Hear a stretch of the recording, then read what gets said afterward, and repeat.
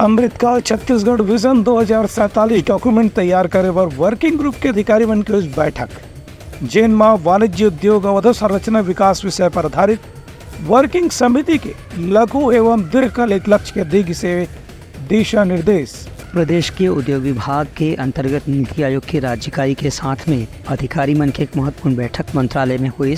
एमा छत्तीसगढ़ के विकास के दस्तावेज अमृतकाल छत्तीसगढ़ विजन के तैयार करे बर अधिकारी मन आपस में चर्चा करें।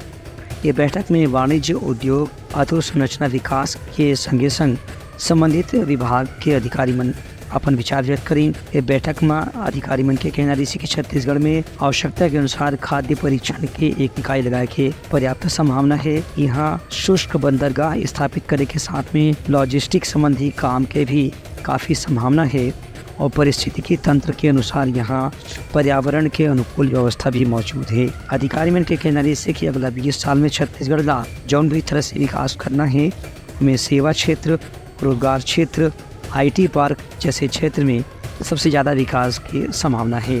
राज्य नीति आयोग के सदस्य सचिव अनूप श्रीवास्तव और सदस्य के सुब्रमण्यमन छत्तीसगढ़ के विकास के संबंधित प्रस्तुति गरौदी और कि इनके यहाँ निवेशकर्ता मन आकर्षित करे बर हर तरह से अनुकूल वातावरण मौजूद है।